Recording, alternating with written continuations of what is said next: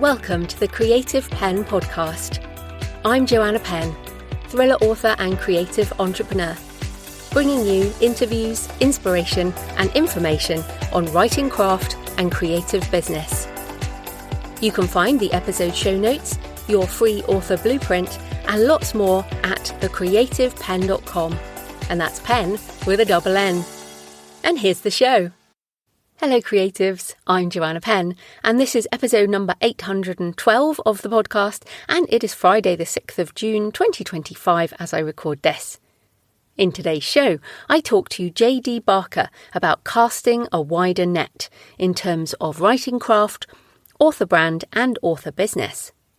So you might know JD from the Writers Inc. podcast, and I always enjoy talking to him. I think partly because he is so open about being autistic and is so frank and open about what he's doing. He tells it how it is.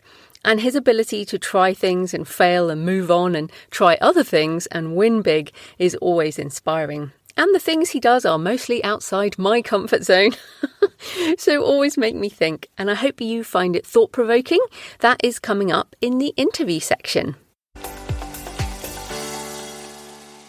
In writing and publishing things, on the self-publishing advice blog, how authors measure success, income, fulfillment, and the joy of storytelling. So I really think that deciding on your definition of success is so important, as the most disappointed authors are often those who thought they wanted one thing and then later realised that wasn't what they wanted. So the article first tackles personal fulfillment and growth, and this I think is the most important one. Your book may never reach the great heights of external success, but writing a book is a wonderful way to learn more about yourself, learn new skills, meet more people, and I thought my first book would change everybody's life. That was the book that started out as How to Enjoy Your Job or Find a New One. I later rewrote it as Career Change, but I really thought it was going to hit the big time and everyone would be like, wow, now we can do everything we love. And of course, it didn't do that, but it did change my life, and that was pretty amazing. So that personal fulfillment goal actually turned out to be more important than the sort of making money from it. One author, Ray Bonnell, says, having many readers is nice, but readers come and go. Getting lots of money from sales is nice, but prosperity can be temporary. Whether I'm leaving a meaningful legacy is not for me to decide. What happens to my books after I die is beyond my knowledge. Chance can have as much to do with commercial success as hard work, and chasing after the material signs of success can be, as the writer of Ecclesiastes would say, like chasing after the wind. It is nice to have people like my books and be able to make a little money, but from my point of view, personal fulfillment is more important than material success. I love that, Ray, and I just think that's a wonderful attitude. And Ecclesiastes happens to be probably my favourite book of the Bible. And I have on my wall here, and not an exact quote, but this too shall pass. And that's basically what Ecclesiastes is about if you have read it or want to read it. Still in the article, Kendra Vaughan says, I love the freedom to write on my own schedule, to dive deeper into my craft and to keep learning with every project. There's magic in that, real magic, in the way stories connect us, heal us and reveal pieces of ourselves we didn't know were missing. Absolutely. Freedom is definitely my number one word as well. But of course, some authors define success by income and making at least some money from their books, others by connection and impact with their community. Lucy Munro says, when I hear from a reader who got through a difficult time because of one of my books, or someone who stayed up all night reading, that is success for me. I know I touched those hearts. And I definitely agree with this. Certainly my book Pilgrimage and also Writing the Shadow, both of those I get emails like that about, and they mean a lot to me. And they're certainly not my biggest sellers, but they are certainly some of the most personal books. So thinking about this is a good chance to reflect, and of course our definition of success changes over time. When I was miserable in my day job almost 20 years ago now, the goal was to leave my job and make a living with my writing, which I do. And I still have that goal, like to keep making a living with my writing, but also mainly to write the books I want to write when I want to write them. And creative freedom And to a point, financial freedom are still my guiding principles. And I will really only write the books that I really feel sort of intuitively that I need to write. So my question for you today, what is your definition of success for the book you're writing and for your wider author career? And also over on the Go Creative podcast, my friend Orna Ross has an episode on From Undertow to Uplift, Creating Through Grief, where she talks about the death of her mother and how to keep a spirit of creativity through difficult times. And she also reads a poem that she wrote over the days of her mum's passing.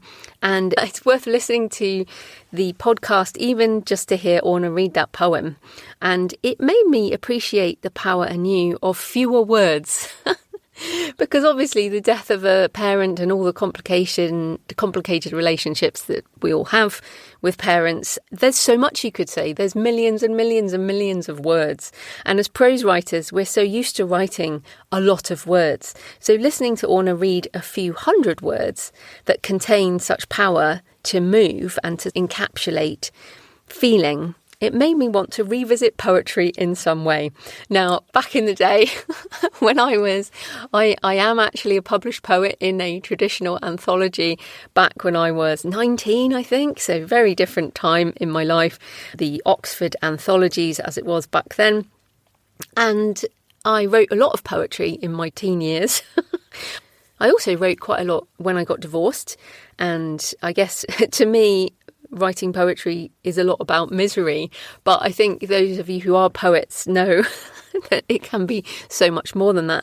But it is interesting, I guess, maybe also turning 50 and really thinking about different areas of writing craft and wanting to be a better writer, like always wanting to learn more about going deeper into our writing. So I may even revisit poetry in some way. I certainly like short stories, but again, still thousands of words. So back to Orna's podcast. If you're going through grief of any kind and need some perspective or some help navigating that time, because Orna has some really useful ways of writing as part of that grief, have a listen to Orna on the Go Creative podcast. That's ornaross.com/podcast, or find Go Creative podcast wherever you're listening to this. And then in personal news, book-wise, Death Valley and Successful Self-Publishing, the 4th edition, are out everywhere this week, and also on YouTube and 11 Reader, as well as the usual platforms. You can find them at thecreativepenn.com/SSP4 and jfpenn.com/Death Valley. There's all the links to the various platforms. I've also done a massive batch of books and travel interviews, which feed that different side of me. And in fact, this is why I'm probably thinking about poetry. Doing that other show helped me write that travel memoir, Pilgrimage, and opened me up in a different way. And I talked to a lot of people who'd walked the Camino before I did it. And now I feel like I'm definitely using books and travel again to help me work into the other challenging books, the personally challenging books that are on their way. So one is the Gothic Cathedral project. I have an interview coming up on that, and I wanted to say, if you are a stonemason or know one, or have knowledge of cathedrals or Gothic architecture or related topics, or know someone around that, I'm also really interested in the music that is, Gregorian chanting and that kind of thing. Sacred music is a topic I'm interested in. If you know people around the books and travel side, or if that resonates with something you've written, email me. My email for that show is jo@booksandravel.page. And I also have a landing page for my photos for the Gothic cathedrals, booksandtravel.page/Gothic-cathedrals. I'm also, this coming week, I'm very excited, I'm having a day off. I've had a real push. I think I mentioned that last week, but I'm having a day off and I am going on a cathedral visit. This is one of the things I love to do. I've also started writing a little around this memoir around home and about Somerset, the county where I live here in England. And that will definitely be a way off. That is a couple of years in the writing, that one. Memoir being one of the most challenging forms. Maybe there'll even be some poems in there. You never know. And it was interesting. Somebody said, oh, you can use AI to do this faster. I'm like, no, that is not why I use AI tools. And I embrace them in many ways, as you know, but I have never, ever, ever been interested in rapid release. And I certainly am not now. I don't rapid release. I don't write fast. I'm far more interested in getting the tools to help me go deeper, to think differently, to surface more interesting research, and to help me create better books and more beautiful products. So yes, this is the AI-assisted artisan author approach. And this week I've also been working hard on my materials and my slide deck. So I have 2 hours to encapsulate so much.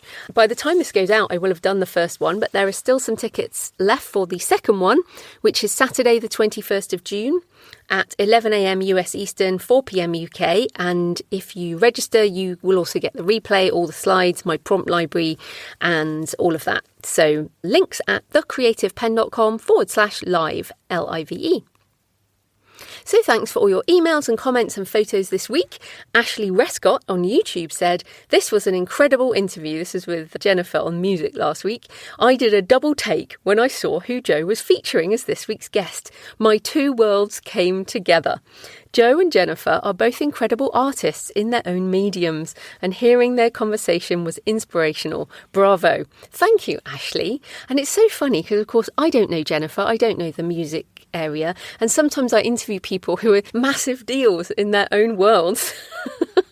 So that was lovely, your comment, thank you. And JJ Ranson, author on YouTube, said, what a unique take on writing craft. Jennifer said something about being ready to write her book, and that made me think that life had to get her ready to tell the story. That's exactly right, JJ, and that's what I mean about my home memoir probably taking years to write, because it will emerge when it's ready, basically. Thanks for a great podcast. I'm learning so much and can't wait to be in your AI class. Great. Thanks for coming. And a photo from Heather, the British Cemetery and Commonwealth War Graves at the Outer Banks of North Carolina. I've been to many times but never went to these cemeteries. I probably never even noticed them. Interestingly enough, 2 of them were British. Another is in the small Salvo community literally right on the beach, and sent some great photos there. Yeah, isn't it interesting when several people have said this to me, that since I've been talking about visiting cemeteries and this kind of thing, that they've actually noticed things they never even noticed before. So that is a good thing. Okay, please leave a comment on the podcast show notes at thecreativepenn.com or on the YouTube channel. You can email me, send me pictures of where you're listening, or graveyards and cemeteries, or Gothic cathedrals. Joanna at thecreativepenn.com. I love to hear from you. It makes this more of a conversation. So today's episode is sponsored by Pro Writing Aid, because however you choose to publish, whether you go indie or you want a traditional deal, you need to make your book the best it can be. Pro Writing Aid is one of my absolute must-use tools in my writing process for both fiction and non-fiction, as well as short stories. Once I finish the first draft, I use Pro Writing Aid to fix any issues before printing and hand editing. Then I use it again after I put the edits into Scrivener, since I always make more mistakes. So I do at least 2 passes with Pro Writing Aid before sending to Kristen, my editor. You can use it with Scrivener, but also loads of other software or just online in your browser. Pro Writing Aid knows all the rules of editing and helps you apply them. And of course, you can choose not to make the changes as you like. It helps with making your writing more active, finding repeated words, finding words and sentences you could improve, adding sensory detail, sentence structure, grammar and punctuation issues, as well as typos, spacing problems, and more. It also now has a manuscript analysis developmental editing tool and a beta reader report, so you can get analysis of your whole manuscript. I've tried both of these and they are super useful. So why use software to help? Why don't you just learn all the grammar and writing rules and apply them yourself? Well, we all use tools to improve our process, and we're often blind to our writing issues. It helps to have another pair of eyes, even if the eyes are software. Well, won't an editor do all this? Well, yes, they can, but I'd rather pay my editor to fix the things the software can't. So I use Pro Writing Aid as my essential editing tool before sending to my human editor. Check out the free edition or get 15% off the premium edition by using my link prowritingaid.com/Joanna. Joanna. That's prowritingaid.com/Joanna. So this type of corporate sponsorship pays for the hosting, transcription and editing. But my time in creating the show is sponsored by my community at patreon.com/thecreativepenn. Thanks to the 6 new patrons who've joined in the last week, and thanks to everyone who's been supporting for months and years. If you join the community, you get access to all my backlist videos and audio covering writing craft, author business, tutorials and demos on AI tools, and the live office hours I did last week. The Patreon is a monthly subscription, the equivalent of buying me a black coffee a month or a couple of coffees if you're feeling generous. So if you get value from the show and you want more, come on over and join us at patreon.com/thecreativepenn. Right, let's get into the interview. J.D. Barker is the New York Times and internationally best-selling author of thrillers and horror, and he co-writes with James Patterson as well as other authors. He's also the co-host of the Writers Inc. podcast. So welcome back to the show, J.D. Hey, Joanna, it's great to be back. I was looking at the timeline. So this was pre-COVID, I think, the last time we talked, right? Yeah, I know. It's crazy. I also had a look. It was 2020, which, it does seem like another life. And so, but back then we did talk about your background. So we're just going to jump straight into it today. So the last 5 years, JD, how has it been? Give us an overview. Well, not of the last 5 years, but what does your business look like now? I almost feel like 5 years ago, you were almost relatively new on the indie author scene as such, but now you've really cemented your position. I was. So let me think, 5 years ago. So that was about the same time that I called my agent and said, I don't want you selling my English rights anymore. I'm going to do it myself. Yeah, basically. The publishing professionals, I think they hate me because I tend to pull the rug out from under them quite a bit. But honestly, I indie published my first novel and I got a taste of what that was like. And I think that, for better or worse, that was a deal breaker for me. It's something that's always been in the back of my head and I weigh it against every contract. And at one point I had a book coming out called A Caller's Game. And I called my agent and I just decided I'm going to indie publish it in English and I'd let her go ahead and sell all the foreign territories like she usually does. And I wanted to see how that would play out. And honestly, I liked it a lot because it gave me the freedom and control that I had as an indie to get that title out there. I got the economics benefits of being an indie. So I did that for a couple of different books, but I still ran into one particular problem. And you know me well enough, I completely gloss over all the good stuff and I just focus on the one or two things that aren't working right. And that's where I tend to try and come up with some kind of solution. I couldn't get into the big box stores. I was still having trouble getting into airports. I couldn't get into Target or Costco or Walmart. So that's something that weighed on me for a couple of years. And I guess about a year and a half ago, I sent my agent a copy of Behind a Closed Door, which was my latest thriller. We sold foreign rights on that almost immediately. And the book was going to auction with the traditional publishers. Or we didn't sell, not foreign rights, film rights. And I got a phone call from a friend of mine that worked at HarperCollins. And she said that we're about to offer on this book, and when that comes in, you need to turn it down. And I got a similar phone call from somebody over at Random House, and I asked why, and she said, well, the editor who wants your book is about to get laid off. We're about to cut a lot of people. And then a week or two later, all those industry cuts that we all saw happened. And I don't know if you've ever been in a position where you've had a book at a traditional publisher where you lost your editor, but that book can sit there in limbo forever, depending on your contract. And without somebody to champion it, it may not come out at all. So that really scared me. So I kind of reached back to my corporate days. My last real job I had, I worked in finance, and I got a hold of some of the people that were involved in the purchase of Simon & Schuster at the private equity firm, started some conversations, and ultimately I created my own imprint at Simon & Schuster, which is what I'm doing today. So I get the freedom of being an indie author. I can put out what I want when I want, but I've got Simon & Schuster as my backbone, so they handle my print sales and distribution. So that's what I'm doing today. So you still upload the ebook yourself to KDP, but then you give the print to Simon & Schuster, or does everything go through them? No. So the way I signed the contract, I've got my own LLC. Well, it's an S Corp, I guess, at this point, but it's called Barker Creative. So the contract is actually between Simon & Schuster and Barker Creative. So what that means is when I have a book, I can pick and choose whether J.D. Barker is publishing it or Barker Creative is publishing it. And if it's a Barker Creative book, it has to go to Simon & Schuster. If it's a J.D. Barker book, I can put it out on my own. So legally, I basically created the wiggle room that I needed. So I can take that book and I can say, I'm going to put out ebook on my own. I'm going to do audiobook through somebody else, I can farm out those pieces. So that's kind of what I've been doing. So I signed a contract with Recorded Books. They handle all of my audiobooks. I just keep ebooks for myself because there's no point in handing that off to anybody. It's so easy to do. And then I've been doing print through Simon & Schuster.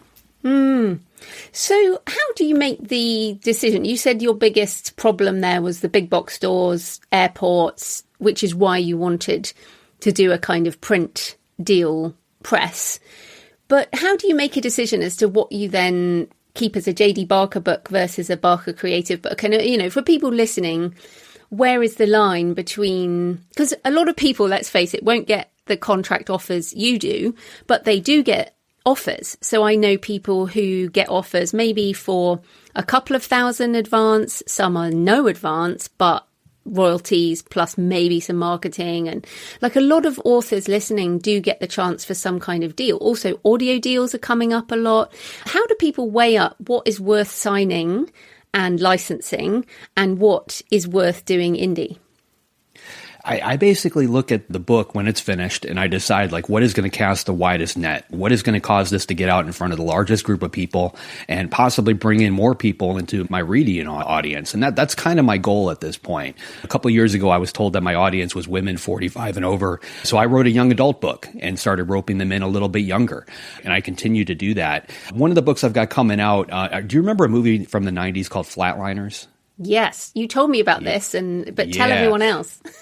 So Flatliners is one of my all-time favorite movies. It came out in 1990, and it's got this crazy cast. It had Kiefer Sutherland, Julia Roberts, Kevin Bacon, Billy Baldwin, and Oliver Platt, and all of them kind of at the start of their careers. So people knew their names, but well before they became the household names that they are today. It's about a group of medical students who kill each other one at a time and then bring each other back to trying to discover if there's any type of afterlife. I love that movie. I honestly still think it holds up today, and it's been a favorite of mine. A few years ago, the guy who wrote it, his name is Peter Filardi, he got attached to one of my other projects. I wrote a prequel to Dracula for Bram Stoker's family. So he got attached as the screenwriter on that with Paramount. And we got to talking about Flatliners. And I told him, listen, I've got an idea to reboot this franchise. And at the time, he didn't have control of the rights. The studio still had those. So I kind of planted the seed. A couple of years went by. And then I got a phone call back from him, I guess about a year and a half ago. And he said, listen, I just got the rights back if you still want to do something. So ultimately, we ended up writing a novel, which I'm literally finishing the final edits on today, to reboot this franchise. So it's going to come out as a book first with film later. So we have this project basically done. So going back to your original question, how do I decide who is going to get what particular book? So I could take this book, I could indie publish it, I could put it out on Simon & Schuster if I want to do that. But with a book that's got like a high profile like this, I know the best possible place for this to go is one of the other traditional publishers, somebody who's willing to put a lot of marketing dollars behind it. So somebody who's going to do something that I can't do on my own. So we're going to let this book go out to auction. The film rights look like they're going to happen again very quickly. So my agent's going to hold up the book. We're going to see who bids the highest on it, and it's going to go that route. Again, this is mainly so I can get it in places that I can't on my own. Yeah, and I love that story, and I think that would be very cool. I'm very interested in seeing that again. I remember that from the 90s. But the bigger thing here, when I was listening to you there, so there was this dude, and you met him years ago, and you connected, and then there was Bram Stoker's family that you connected with, and this guy in finance. And I remember from when you talked about your history, you were in the music industry and you used to drive people, like really famous people around. And this is one of the things about you. It seems you have absolutely no fear in talking to anyone, however famous. And you're also just like, a lot of your sort of bigger deals come from your connections. So is that part of your personality, or is that just something you fostered over time? And I guess for people listening, how can we be more like that? Well, it's tricky because as writers, we're all introverted. I'm autistic, which kind of adds another whole level to this mess. I hate talking to other people, just like most authors do. Like I go to a conference, I want to sit in the corner and hide. It's gotten to the point, like if I go, I usually don't take my wife with me because I will just hang out and talk to my wife the whole time. So I try to force myself out of that comfort zone. But at the same time, like I've got a degree in business. I've spent a lot of time working in marketing. Everything in this world, it doesn't matter if you're selling books or you're selling glass glasses or you're selling cars. It's all about who you know and cultivating those contacts. So every time I meet somebody, their name, what they do, who they are, all of that goes into my mental Rolodex. And at some point I may call back on it. You never know when these kind of things are going to play out. When I talk about this, like in front of writers groups, like one year I was at Thriller Fest and I was in the elevator with Lee Child. So I basically, I got Lee Child standing 5 feet away from me. I've got 15 seconds. I can either talk to him and possibly start up a conversation, maybe get a blurb from one of my books, or I can stand there and stare at the numbers like everybody else does. And in my head, I'm thinking, well, what harm can come from making that ask? So I will always ask the question. I am a lot more afraid of the outcome of not asking the question than I am of hearing no. So I will always ask. Yeah, but it's something I struggle with, and I know a lot of listeners struggle with as well, is that moment. So as you say, if you've only got a few minutes, can you push yourself past the uncomfort zone as such to at least try? Do you think being autistic gives you more, I don't know, ability to take what others might feel as embarrassment or shame? I mean, is that something that you would ever feel? Like I would feel embarrassed and then if he snubbed me, I would feel ashamed. I think that's a big part of it. I don't feel a lot of those emotions the same way, a quote unquote normal person would. I'm just not afraid of it. But at the same time, like somebody like Lee, Stephen King, all these different guys, like they've all stood in that same position that we are at the beginning of our career. Like everybody started somewhere and they've all been there fairly recently and they still have memories of that. So I think when you do ask that question, as long as you can come up with a unique way to do it, I stand out a little bit. I don't think there's any harm in doing it. And I've got plenty of people that come up to me and ask similar questions now, and I pull from that same knowledge base. Like I was doing this a couple of years ago, they're doing it to me now. But I think in a lot of ways, this entire author profession, we pay it forward as much as we can, and everybody does. Yeah, and a lot of them are just, well, most people are nice in general. I think that would be my thing. And certainly going to Thriller Fest when I first went in like 2012, I was just starstruck by these authors who I'd been reading for years. And I remember meeting Doug Preston and like Clive Cussler, and I was just a wreck. And I think, okay, well, here's the other thing, the indie thing. Back then in 2012, it was very early in the indie world. So I felt definitely kind of second class. Have you ever felt that, or do you think things have changed? You network with lots of traditionally published people. Do you think that kind of, in inverted commas, the stigma that some traditionally published authors used to kind of tar us with, has that gone, or do you come up against that anytime? I don't know if it's gone. So when I published Forsaken, my first book, it was 2014. So we were still very much in the thick of it. Because I had worked in the publishing industry for so long, I worked as a book doctor and a ghostwriter for 20 some years. I knew a lot of people in the industry. And when I wasn't able to get an agent on Forsaken, I seriously considered indie publishing, and I started talking to a lot of authors that I knew that were regularly on like the New York Times list. And I would run it by them, the whole indie versus traditional thing. Every single one of them pushed back and said, you don't want to go indie. If you do that, you're going to be stuck in that world forever. You're never going to get a traditional deal. Like they completely tried to talk me out of it. And I'm honestly glad that it didn't happen, that didn't work. But, you fast forward a little bit, and like I was just on the board for ITW. So I was working with all those names that you just mentioned and many other ones. I can't tell you how many phone calls I've gotten over the last 4 or 5 years from big name authors who got their rights back on this title or that title, something in their back catalog. And they're like, I really think I should try to indie publish this, but I'm not sure how to do it. Can you help me? Like they are all looking at that, because what ends up happening is that title comes back, their agent gets it, their agent resells it again, typically for a lesser amount than they got the previous time. So it's a dwindling asset, and it gets locked up for another 5 to 7 years or so. And then they rinse and repeat, and they're seeing that they're not making the kind of money that they used to. Every one of those deals is getting smaller. In some cases, those books aren't reselling at all. So they're ending up with all this back catalog. Other authors, they haven't resold their back catalog at all. So those things, books went out of print 15, 20 years ago, and they are sitting on those Word documents on their computer, not sure what to do with them. But today, 2025, they are all looking at indie publishing in one way or another.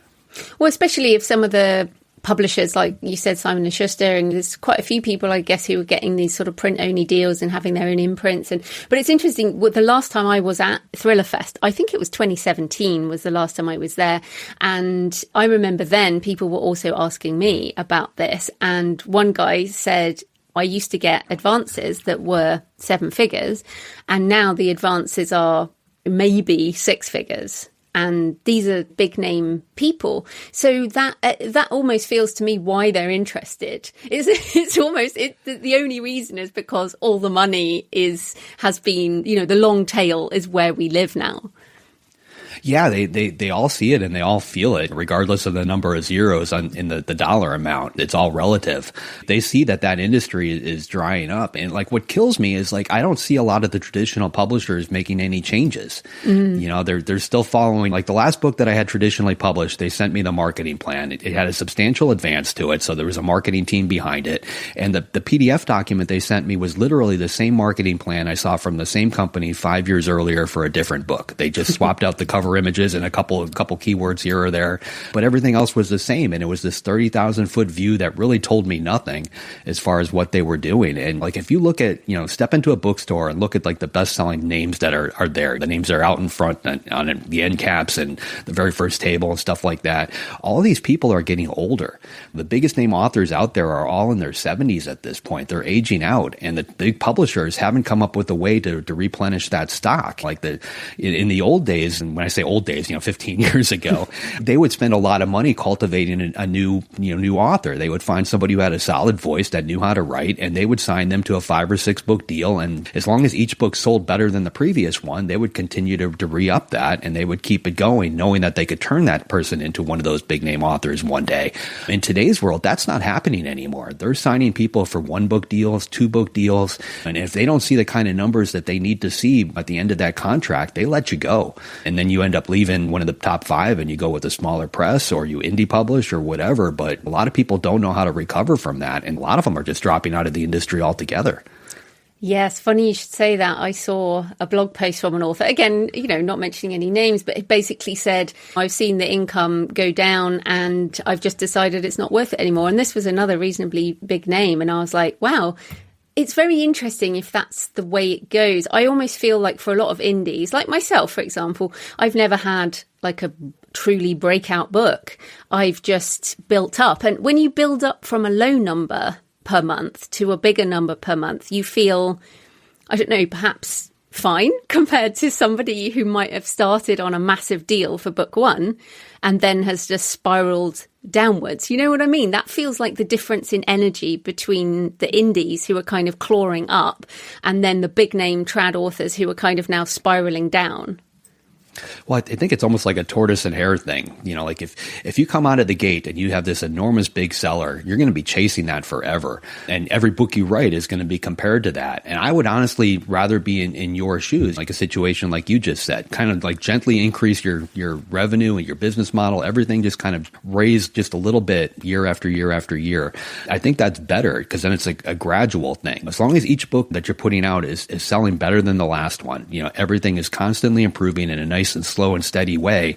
It's almost like the stock market. Like you're building a nice solid base beneath you. If something goes wrong, it's not going to just fall out. If you take somebody who has a big seller, all of a sudden they have these giant numbers that they have to try and hit every single time. And even if they have another big seller, if it doesn't hit those original numbers, it's seen as a failure. That's a tough position to be in. I mean, I hate picking on people, but like look at like Gillian Flynn. Like she had a 3-book deal. So her first 2 books did okay, but they didn't really sell that great. And then all of a sudden Gone Girl hits. Imagine having to follow up Gone Girl. Like she has been at home writing the follow up to Gone Girl for years and hasn't put anything out. Like, but she wrote the screenplays. She moved into screenwriting. Yeah, she's moved on to other things. And it's fantastic that she's actually got her hands in multiple pots. I think that's key too. And you talk about diversification all the time. I think that's something from this industry, and I think life in general, I think a lot of people should take away. Yeah, I do want to just point out there, you said about the stock market and up and to the right slowly. I mean, you have to zoom out. I think that would be what I would say. Definitely nobody has, every book sells better than the last. I mean, there's always books that come out that are just creative and are not necessarily ones that hit the market. But if you zoom out, I think that's the point with the stock market too, as an investor. If you zoom out far enough, it does go up and to the right. It does. Yeah, you've got to look at the big picture, and as long as it's improving, then you're over in good time. shape. Yeah. Exactly. So I want to come back. You mentioned the big names, all in their 70s. Of course, one of the biggest names in the world, James Patterson. You co-write with James Patterson. And then since you've been doing that, you've also moved into his model of co-writing with other people. So you're the second name under James Patterson, but you're the first name when you're co-writing with others. So tell us about that, why you decided to do it. Because frankly, I have heard from some authors who've done this that they didn't end up getting the sort of sales that they thought they would get. So what has been your experience? Yeah, so I mean, working with Patterson has been huge. I mean, I tell people it's almost like taking his master class online, except he calls you and tells you everything you're doing wrong and gives you some advice. And like we've had just as many phone calls on the business side of publishing as we have on writing side. And he's been helping me kind of create Patterson 2.0 with my own career. I mean, I think in a lot of ways it's because he's older. Like he would probably do these things himself if he was in his 50s, but I think he's in a comfortable place right now. He doesn't see any reason to rock the boat. But he's getting some enjoyment out of helping me kind of create a business model in today's world based on what he's learned. And from my standpoint, there's no way I'm going to turn down that advice. So he was largely responsible for like me moving to Simon & Schuster the way that I did, the way the co-author titles are coming out, the people that I'm choosing, the countries that these books are dropping in. He's been involved in a lot of those decisions, at least as an ear, a sounding board that I can run some of these things by. I know other people that have tried to do this before, and I've seen it not work. I've seen it work. In my model, it seems to be working okay. I mean, people are buying my solo titles in a lot bigger numbers than they do the co-authored stuff. That being said, I'm pricing the co-authored stuff at a lower price point. I'm getting it into places that my bigger titles may or may not get to. I'm using it just like I do everything else. I'm using it to cast a wider net. I'm trying to rope in people that may not be able to afford a $10 ebook because now they can buy a Barker book for $5. Yeah, I like the idea of casting a wider net. I think this is also something you do. You have deliberately not written the same thing over and over again. I mean, you do have a series, but it's not a massive series. Like, it's not a 25 book series like some people, like James Patterson has huge long series. So tell us about how you're writing different kinds of books under this sort of casting a wider net. Yeah, I made a conscious decision at the get-go that I didn't want to write the same book but different over and over again, because being in the publishing industry, I had seen people get caught up in that. Before you know it, they're 10 books in and they're dreading the writing process because they just don't want to have to do that same thing again. So I came out of the gate. My very first novel was horror. The next one was a thriller. Then I did another horror novel. So I bounced back and forth on purpose, which frustrated the hell out of my agents and the publishers because they weren't quite sure how to market all that. But what I've been finding is it's allowing me to build brand. Like, people are basically seeing my name as the brand and knowing that they're going to get a particular type of book, not necessarily the same book, but they're going to get the same feeling, the same kind of pacing and those types of things. So when I go look for co-authors, I'm trying to find people that can add a little something to my mix that I may not be able to do on my own. To give you an example, I had a book out about a year ago now called Heavy Are the Stones that I wrote with Christine Daigle. And I think you know Christine. But in real life, she's a neuropsychologist. So I can fake my way through that, in a book. I can do enough Google searches and watch documentaries just like any other author, and I can come up with something that seems realistic and plausible. But having a real neuropsychologist in the writing room is priceless. It allows us to take that to a whole other level. So when I seek out co-authors, I'm really looking for that. I'm trying to find people that can bring something to the table that I can't necessarily do on my own. But at the same time, I take that book and I make sure the pacing matches my pacing, make sure the language and everything is on par. And the story is as compelling as any of my other titles. So I kind of take something that they're working on and take it to another level and dial it up a little bit so my audience will react to it. I think by combining all those different things, it seems to be working. Well, I can hear people in the audience who are like, oh, well, maybe I could pitch JD. So do you take pitches, and who are you looking for? I do all the time. And where it honestly came from is I used to mentor a lot of authors. It was the whole pay it forward thing. I feel like helping other people really helps me recharge my batteries. I love finding an author that was doing like 80% of the things right, but I spot like 20% that could be fixed, and I like to help them get through that. But at the time, I was charging people for that, and I always felt icky about having to charge people for mentorship. But it was a good gatekeeper because it got rid of the people who weren't really serious about it. But ultimately, what I ended up doing is I flipped that when I started bringing in co-authors. So I find somebody who, again, has about 80% of the skill set that I think they need, that needs a little help, one part or another. I bring them in and I walk them through the entire writing process. So we come up with the idea for the book, the title, the tagline, the backup book blurb. I hold their hand through the outlining process. I hold their hand through the writing process. But I make them do the bulk of the work because I want them to walk away from this a better writer. And then in the end, I own the book because from an accounting standpoint, it's near impossible to do co-authored stuff on a royalty split. But it seems to work really well for everybody. So I'm constantly looking for co-authors. I have people that send me stuff all the time. If somebody in your audience is into that and they want to reach out, they can find me on my website. But to be clear, that's not brand new authors. You're looking for people who have written books, so they actually know what they're doing. We're not talking about newbies. Yeah, I mean, I get plenty of stuff from newbies too, and I'm waiting to find that gold in there. But the truth is, this is just like any other profession. If you want to be a brain surgeon, they're not going to just throw you at the operating table. There's years worth of study and practice and things that go into play. Writing is no different. To me, it's like a muscle. You have to work it out every day. Most people have to write maybe 500,000 words before they really figure out what they're doing. So most of the people that find me that I end up signing, they've got 1 or 2 books they've written. Maybe they were with a small press. Maybe they were with one of the big publishers, but it didn't work out. A lot of times that's a discoverability issue. You could have the greatest title in the world and Random House can put it out for you, but if the marketing plan doesn't hit just right, that book will fizzle and die. But that doesn't mean the writer doesn't know what they're doing. So like those are the kind of people that I'm looking for. I'm trying to find those hidden gems.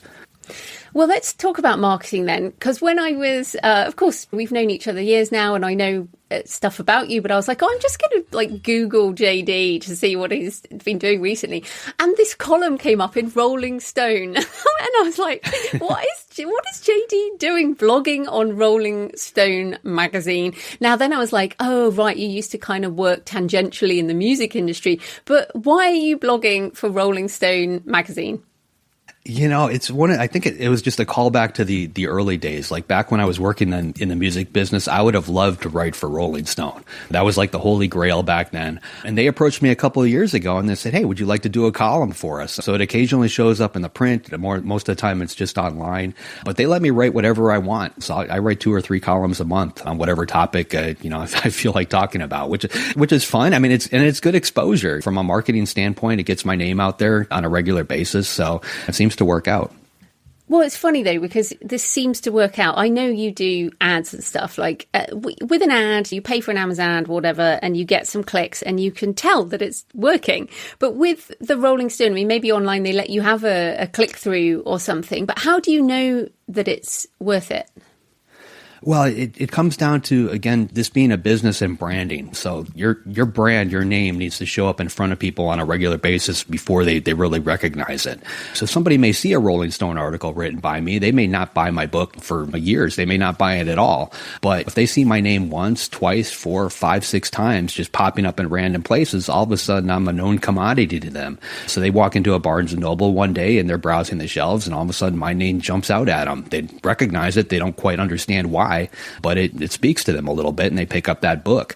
So I think from a brand standpoint, anytime you can get your name out there, it's good. Try to do it as often as possible. I mean, I do Facebook ads. I do Amazon ads. I do all those different things, but I also do tons of podcasts. I do tons of radio. I do tons of television. And any opportunity I have to get my name or voice out there and talk about the book process, I do it. Yeah, I noticed that. And as I said to you, your team pitched me like multiple times and I'm like, stop it already. But I thought it was interesting because they did also pitch me from different angles and kind of different companies. But I feel like what you've said there, that some of these things are branding and some of these things are sales. So the ads are direct sale, trying to link directly to sales. And then the branding is a sort of nebulous, I haven't got a clue how this is going to work, but maybe somehow it will if it's all together. So what sort of percentage of your time are you doing between those two things? Or have you outsourced all the ad stuff as well now? The ad stuff I've got pretty much dialed in. I tried outsourcing it, but then I found that the people that I talk to, like, they are more than willing to take my money. They will put the ads out there, but the click-through rates that they were getting just weren't that great. So I've done the same things that you have and probably everybody in your audience has. I've studied up on Facebook ads, and I post my own, and I tweak them a little bit. I find I do a lot of A/B testing, figure out what images are working. I play with the text a little bit. I'm constantly changing them. And I'm finding that my click-through rate is really low. Like I get like between around 5-6 cents sometimes. 11 cents I think is my average that I'm paying per ad on Facebook. I like doing that. I think it's the autistic side of me too. Like I enjoy messing with something like that, coming up with a way to make it better. When I stumble into something that's working, I double down, and I enjoy that process. So is your day like half writing, half marketing? Pretty much. I mean, I start at 7 in the morning. I turn off the internet first thing, and I just knock out whatever words I'm working on for my latest projects. I do about 2,000 to 3,000 words. Then I turn the internet on. That's usually about 10:30 or 11, and let my inbox fill up and just kind of deal with the business side of stuff. Afternoons, I do interviews from around noon until 3, and then my quitting bell rings at 3 o'clock. Oh, okay. Because you have a daughter, don't you?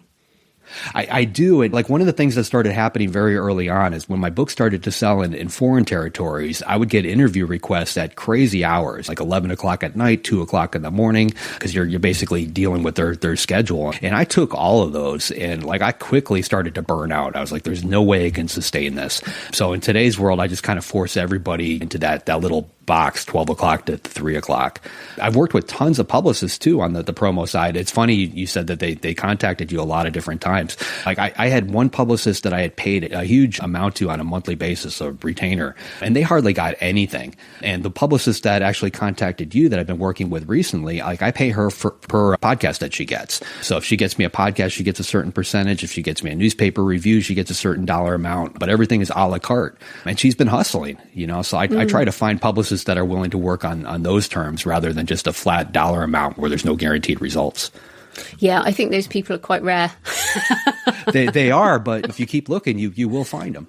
Yeah, well, it's also really interesting because I've been podcasting since 2009, and for many, many years, a lot of people used to talk about the traditional media stuff, and then book blog tours was a thing for a while, and then a lot of social media. And then what's happened really in the last 18 months, I would say, is that I get pitched like a lot every day from a lot of traditional publishers. So all the big houses pitching, and all they do is just send a press release directly to my email and say, opportunity to interview JD Barker, and then just the blurb from your book. And I'm just like, will these people stop it already? Because this isn't a pitch. Now, this isn't a pitch. So for people listening, and I know you have done some of these yourself, although you work with people, what are you trying to do when you pitch whatever, podcast, media, newspaper, whatever? What are you trying to do that's more than just, here's my book sales description?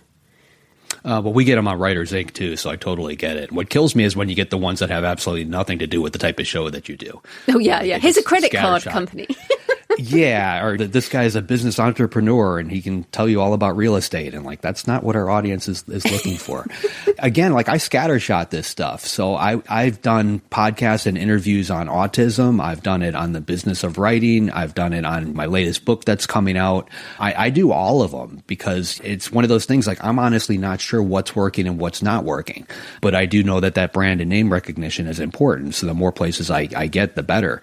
And it's funny, where I get feedback from from, like I hear from a lot of parents that heard about me on an autism interview that have then went out and bought one of my books. So like it all kind of crosses over.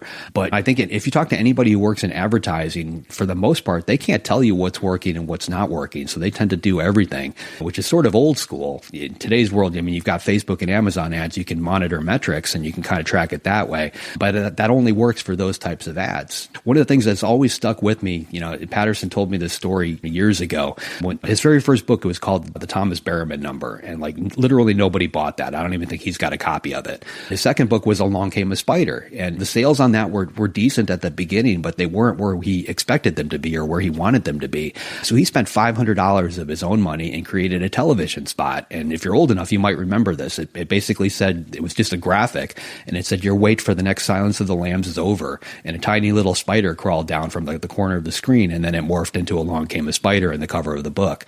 So that was $500, but that's what actually launched that book and caused it to become a mega bestseller.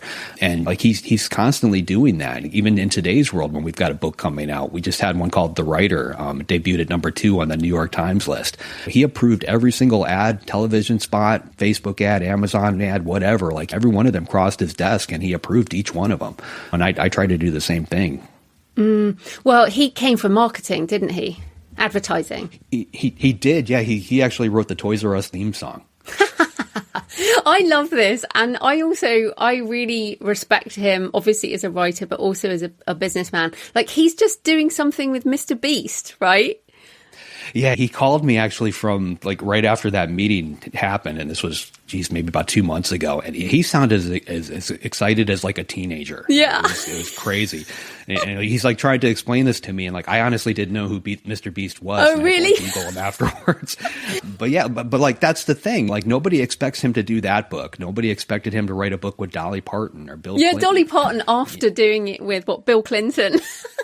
Yeah, but like that's what keeps him going. And, think of how that expanded his audience. Dolly Parton is huge on a worldwide basis. All of a sudden they're reading James Patterson thrillers because he wrote that book.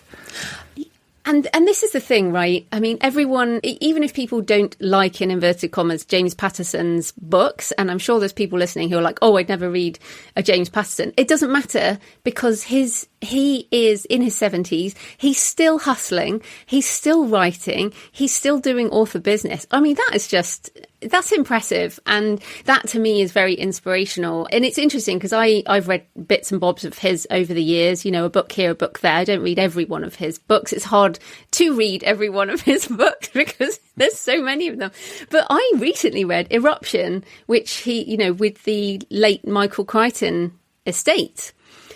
And what was so funny was I picked it up because I've read every single Michael Crichton. And I imagine a lot of other people out there did the same thing. So this collaboration and co-writing, which you're now doing as well, is a really interesting model. Is it marketing or is it just a way of writing to a different market segment, I guess?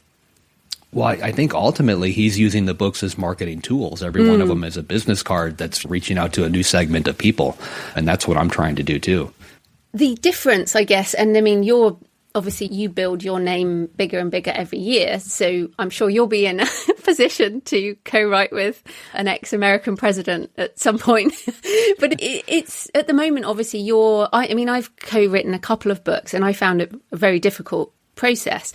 In the kind of thing you're doing and what James Patterson's done is there's a primary and there's a secondary, right? There's like a primary name and a secondary. But what he seems to be doing is also finding other primary brands as such. So are you going to start looking for sort of the other brands to collaborate with rather than just authors who are kind of secondary? You know what I mean? Yeah, no, I'm using every opportunity to expand my brand, so if I can work with somebody who's going to take me into a different place, I'd love to work with a science fiction author at this point because I could take a science fiction book and turn it into a thriller. And all of a sudden we're capturing people from both of those audiences. That's really what a lot of this is about. Just again, I keep going back to the casting a net thing, but that's what you've got to do, I think, in order to become one of those household names. It's not something that happens overnight. It's done gradually over time. Yeah, and I like that perspective because I feel like in the indie community, we're pretty obsessed with having direct ROI. Like we have to see the ROI on the ad. And so a lot of indie authors don't do the bigger brand building because it's so hard to measure. So that's a really good perspective. I realise that we're almost out of time, but I did want to ask you about Author Nation because you and I were on the same thriller panel last year and you're back in 2025 along with James Patterson, who is keynoting. Now you're very successful. So why come to Author Nation as a successful author who knows what he is doing? What are the benefits in a more advanced author coming to Author Nation? Well, I roped Jim into coming, so I'll give you the same pitch that I gave him. So I have gone to all the big conferences. I've been to Thriller Fest a bunch of times. I've been to BoucherCon. And my takeaway from a lot of those is like I literally had no more takeaways. Like they were helpful for me for the first year or two when I was first getting started. But after that, there was really no new information that I could utilize anymore. They are very good at helping people get off that diving board with their debut novel. They are fantastic at promoting the big names that are out there, but they literally had no content for the rest of us who are basically in that muddy middle trying to get from that debut novel to the household name status. So when I went to Author Nation, I saw something a little different. I saw people not only marketing indie titles, but like using a lot of the things that I feel the traditional markets could benefit from. And like those waters are getting very muddy at this point. I don't really think there is indie and traditional anymore. I think everybody is somewhere in the middle or should be somewhere in the middle. And they're all stealing from each other. I think indie authors look at the traditional publishers and they take what's working. Traditional publishers are doing the exact same thing. They are looking very closely at the indie market and taking what is working there, which is why you see all these big name titles all of a sudden on BookBub, in these places that they didn't do a few years ago. They're utilizing whatever they see working on the indie market. So I see Author Nation as something, basically the next version of conferences. I think, properly done, they can create the content that the rest of us need to get from A to Z, to fill in that void in between and teach us how to keep our career going for long term. Yeah, I also feel that, as you say, I mean, there is a lot of content at Author Nation. If you're listening and you haven't written the first book, or you have written a book and you're just starting, there's a lot for those people. But as you say, there's also a lot for us and a lot of meetings too, right? We don't necessarily go to all the sessions. Yeah. I mean, again, it comes down to contacts, right?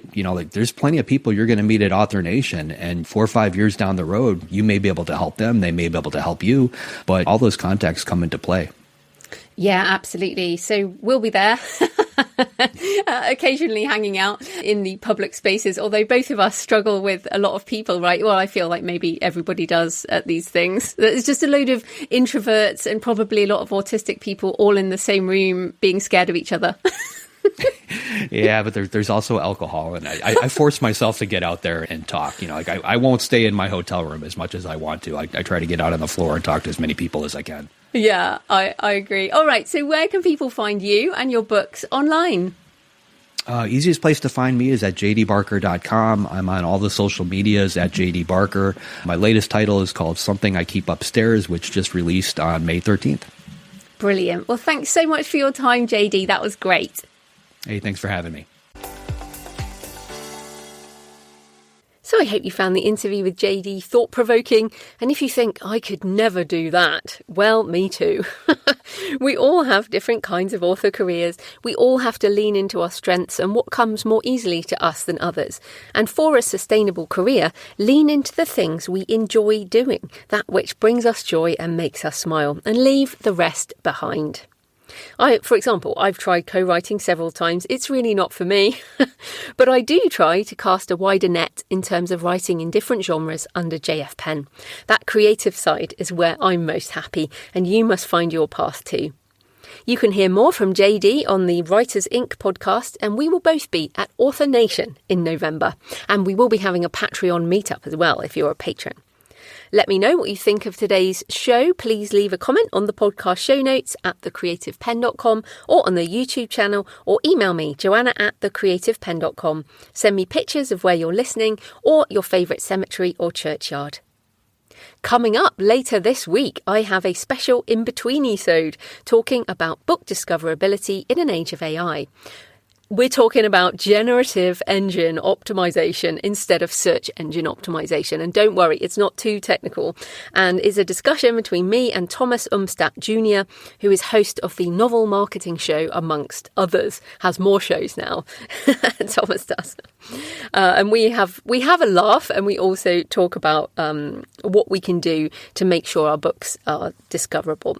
Then next week, it's back to craft as I talk about finding your voice, writing across genre and loving book marketing with Betsy Lerner, who has worked across all areas of the publishing business, and it is a fun interview. And remember, you can get successful self-publishing now at thecreativepenn.com/SSP4. And if you'd like to join me for my AI-assisted artisan author webinar, the links are at thecreativepenn.com/live, LIVE. In the meantime, happy writing, and I'll see you next time. Thanks for listening today. I hope you found it helpful. You can find the backlist episodes and show notes at thecreativepenn.com/podcast. And you can get your free author blueprint at thecreativepenn.com/blueprint. If you'd like to connect, you can find me on Facebook and X at The Creative Penn, or on Instagram and Facebook at JFPennAuthor. Happy writing, and I'll see you next time.